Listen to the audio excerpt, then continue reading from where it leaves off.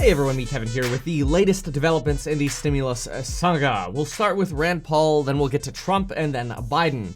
I want us all to just take a quick moment here and take a look at what Rand Paul suggests about the stimulus checks. Keep in mind, this is the kind of stuff that Mitch McConnell has to deal with, trying to get everybody on the same page to be able to respond to Donald Trump's $2,000 stimulus check request. And the more we have stuff like this, the harder it is for Mitch McConnell to actually come out and say, hey, we've got a unified message. Mitch McConnell did put out a Christmas message yesterday, but he has said nothing about stimulus checks or the COVID relief package since Donald Trump's $2,000 requirement came out. So let's go ahead and listen to Rand Paul here for a moment. Some of you might already be able to predict what his opinion is, but seriously, this is the kind of stuff in conversation you know Mitch McConnell is getting blasted with. Here we go. I think there are a lot of things. I think giving money, though, to people who are already working. Look, my kids are working and don't need a check. They're not rich, but they don't need a check. And most working Americans don't need a check right now. It's a really foolish, egg-headed, left-wing socialist idea to pass out free money to people. Yeah, so there's Rand Paul for you. Anyway, yesterday we learned that Donald Trump is doubling down on his demands for $2,000 stimulus checks per his conversations with Lindsey Graham, who's convinced that Trump will require $2,000 stimulus checks and Section 230 liability reforms, stripping YouTube, Facebook, Twitter, and other platforms of liability protections for content posted on their website. Remember, if you hear Section 230, it's really good to connect this directly to stimulus, because Donald Trump is requiring these Section 230 changes along with the $2,000 stimulus checks. So getting checks without Section 230 changes seems to grow more and more difficult every single day, especially since every time Donald Trump seems to tweet on Twitter about the election, he ends up getting more and more pissed off because he gets flagged more and more frequently. In fact, what we could do is we could just take a quick look at some of his tweets from this morning. He had multiple tweets this morning. We'll quickly go run through these here. So here we have Donald Trump complaining about the NDAA. He mentions Section 230. He mentions the troop withdrawal, which he wants to see, but Congress is actually against withdrawing troops from Afghanistan, leaving that potential power vacuum, and is very upset that Congress wants to rename our forts, the Confederate bases. We obviously have another flag here from Twitter on an election tweet, and I can imagine if this was your Twitter, you'd probably be pissed too. You know, this is about the election, this is about the election, this is about Russia and his campaign, and this is about the election being the biggest scam in our nation's history, and as you can see, every single one of these is flagged. This is the kind of stuff that is keeping Donald Trump upset. He did mention, I simply want to get our great people $2,000 rather than the measly $600 that is now in the bill, and stop the billions of dollars in pork being a reference to fat that's in a bill for pet projects or extra things in the bill. This is obviously, as we know, we've talked about this on the channel, but this is obviously very populist, right? It's popular to say this. It's a populist movement to say, hey, give the people more money, don't waste money. By the way, my election got rigged. This has kind of been the theme with Donald Trump. Again, reiterates, will not stand with the travesty of this bill and Section 230 now.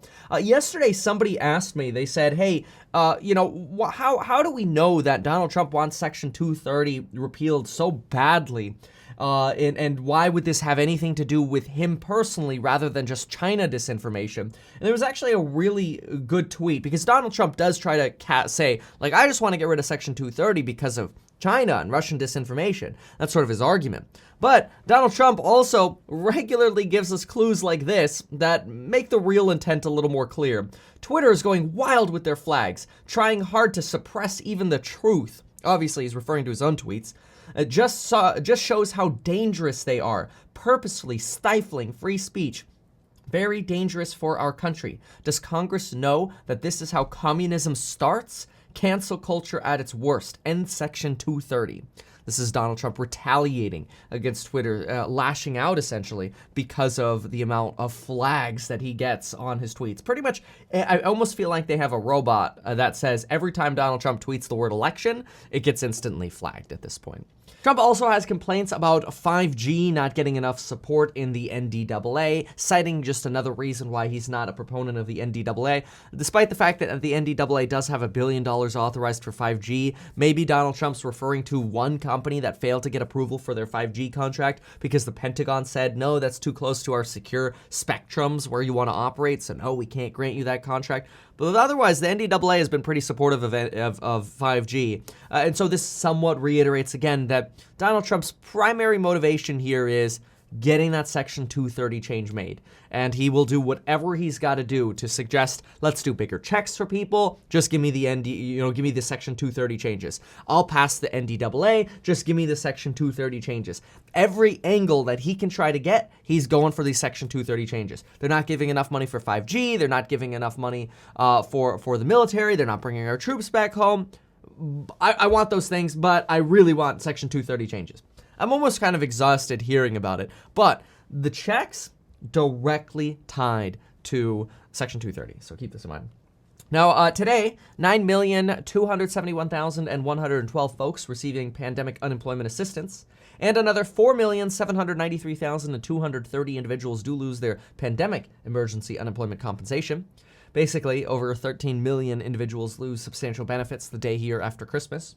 Joe Biden issued a statement on the stimulus bill. This is actually Joe Biden's first statement since Donald Trump's demand came out for $2,000 stimulus checks. This is what Joe Biden had to say.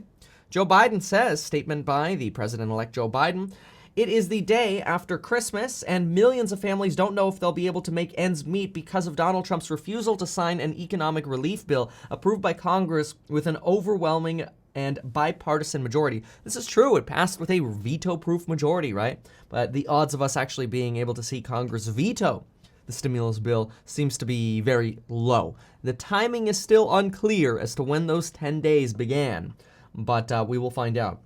This abdication of responsibility has devastating consequences. Today, about 10 million Americans will lose unemployment insurance benefits.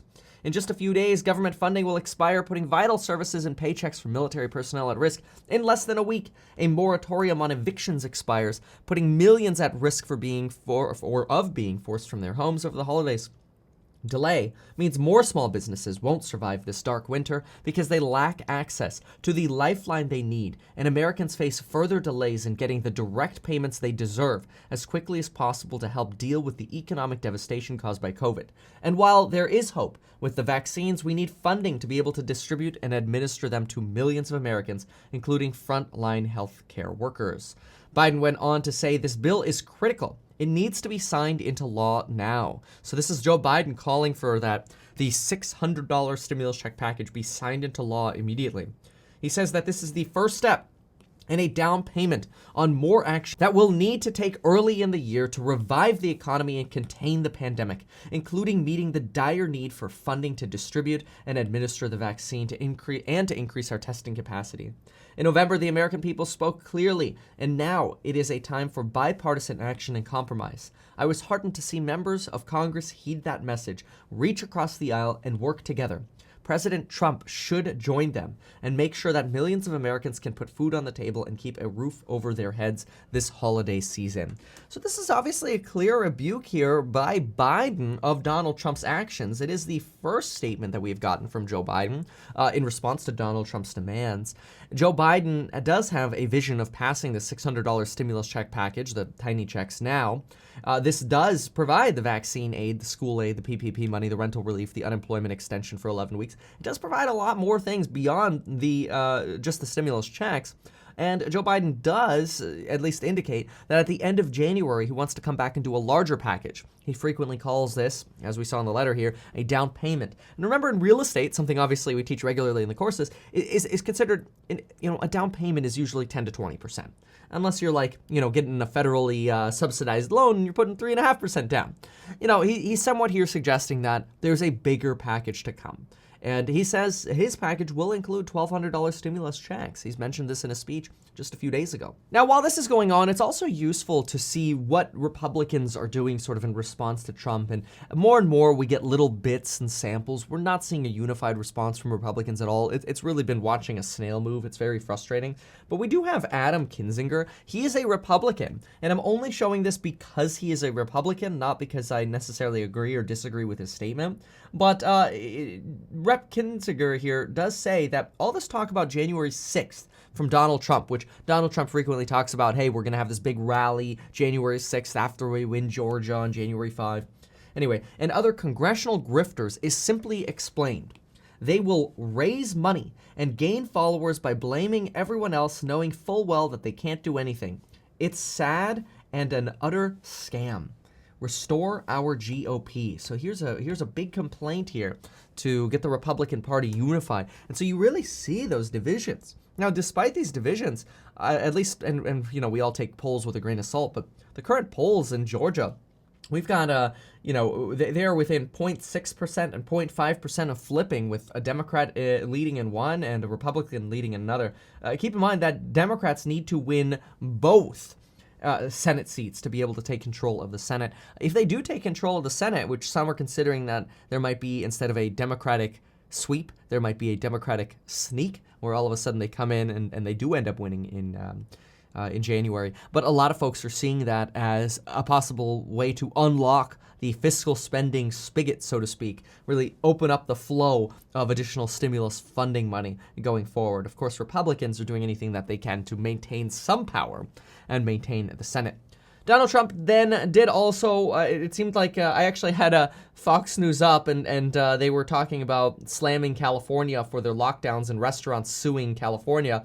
And it looks to me like Donald Trump was watching the same thing that I saw, because he quickly tweeted thereafter, "The lockdowns in Democrat-run states are absolutely ruining the lives of so many people. Far more than the damage that would have been caused by the China virus, cases in California have risen despite the lockdown, yet Florida and others are open and doing well. Common sense, please." All right. I mean, this obviously goes to show the massive divisions that we have in our country, not just on the stimulus package here, but also on COVID. This is it. This is all we've got this morning. That's why I'm calling it a small update. Hopefully you appreciate just getting caught up to speed. You know, usually in real estate, we say that no news is good news, but honestly, while people are suffering now without unemployment pay, and businesses are suffering and renters are on the verge of being evicted, there's no way no news is good news, and I wish I had more to report, but this is it. It's 11:20 California time, it's 2:20 p.m. Eastern time, and we got nothing else. Thank you so much for watching, folks. Let's see what Monday brings. Monday is going to be a big day in the House, but we also don't know if that big day in the House will be meaningful in the Senate. Get your life insurance, get your 4 free stocks via the links down below, and folks, we'll see you in the next video.